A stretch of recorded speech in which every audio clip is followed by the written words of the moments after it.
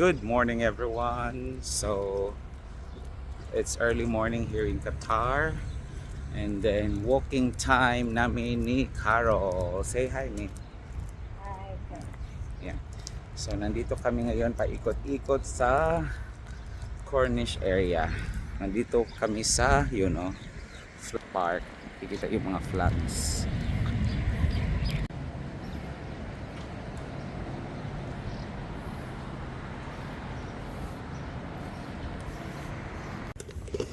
Kaning mga flags na adiri sa among taas, usually mauning mga flags ng mga countries, mga nationalities nga naa diri, mga expats nagwo-work sa Qatar. So where is Philippines me? Where? Where? Asa tudlo abi? There. Ayun. Pilipinas kong mahal.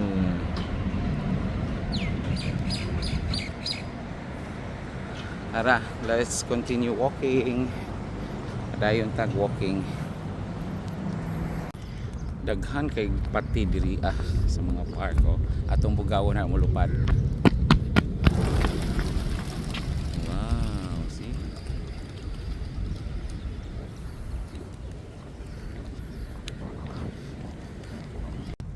So maybe mo ikot lang mi guys for how many times, tapos punta din kami doon sa yung fish market nila.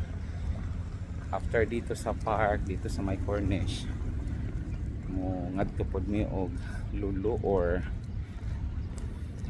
Almira, bibili ng mga vegetables because I plan to cook veggies this morning, tapos fried fish para lami ang pamahaw ni Tyler. Time check pala diri is alas 5 pasado pa sa buntag, pero grabe nakasidlak ang adlaw. Tara see, the sun is shining brightly. So padayon ta, pero in fairness may bugnaw ka po ng hangin, no? Dili pag init. One round na mi guys, so pabalik nami kung asa na ang fish market. So tara, dayon ta, pero medyo hangak nami, pero what I like is yung hangin lang yapon siya ba, windy, tapos ang hangin bugnaw pa na mo niya mong atubangan sa mga walking karon na mong see. So motivated ka talaga mag-walking kung ganyan ang paligid mo, ganyan ang view mo. See? See?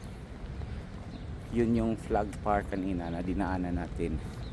See? Napaka-green.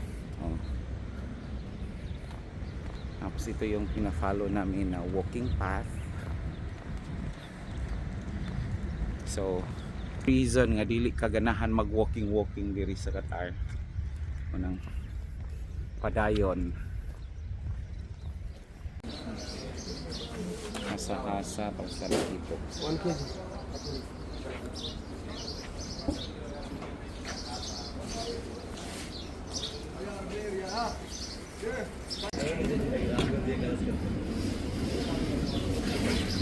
$20 per kilo. Okay na.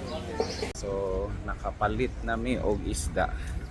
Isa ka kilo lang kay gamay raman pananinda. Dara ay. Unsa ning isda mi? Hasa-hasa ba ni or talakitok? So, 15 reals, okay na. So, pabalik namin sa kung saan may nag-parking guys, muna mga okay. Medyo the sun is really shining brightly na, so medyo not good for the skin na rin. So, pabalik namin. So, kahit pa paano, pinagpawisan. So, thank you for watching guys. Bye bye, God bless.